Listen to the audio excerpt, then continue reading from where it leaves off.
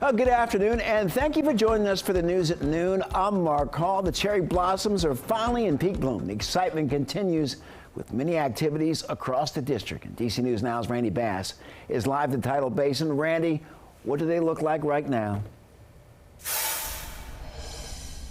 Mark, they are just absolutely incredible, as they are year after year, and it feels great to say it. The cherry blossoms are in peak bloom once again. The National Park Service nailing that forecast to the day for the second year in a row, and we are here live now with Mike Litterist from the National Park Service. And Mike, how are you feeling on this wonderful peak bloom day today? You know, and anytime the cherry blossoms are out, it's a good day.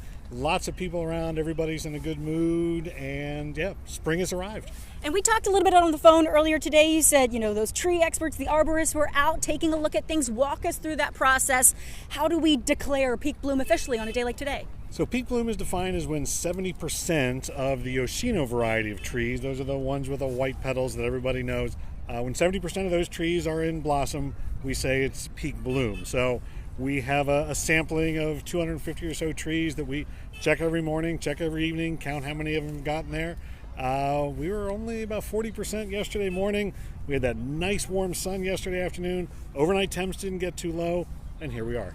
Second year in a row that we have, had this on the spot, day of peak bloom prediction. Tell me a little bit about what goes into predicting peak bloom weeks in and even months in advance. It is actually a scientific process. It's based on high temperatures every day, and if you can tell me the high temperature every day for the 6 weeks leading up to peak bloom, we'll tell you exactly when it's going to happen. Of course, most meteorologists will tell you any more than 10 days out, those forecasts are sort of trends more than anything else.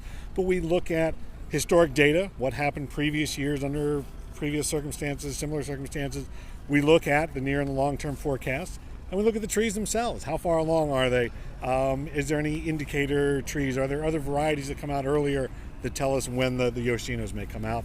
All that goes into the mix, and hit it right on the nose this year. And here we are today for peak bloom. People coming out from across the DMV, I talked with somebody from Los Angeles a few moments ago. People come from all over the world, and it's important that they are cherry blossom protectors. I've got my button, my pin on. What does that mean to be a cherry blossom protector and be a good friend to the trees here? We're going to see 1.5 million people out here over the next 4 weeks of the National Cherry Blossom Festival. All of those people can have an impact, good or bad, on the trees. So we ask everybody to join us in being a cherry blossom protector.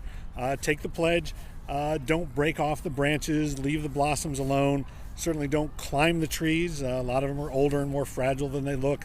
And when possible, stay on the walkways. Keep all that foot traffic off the fragile tree roots.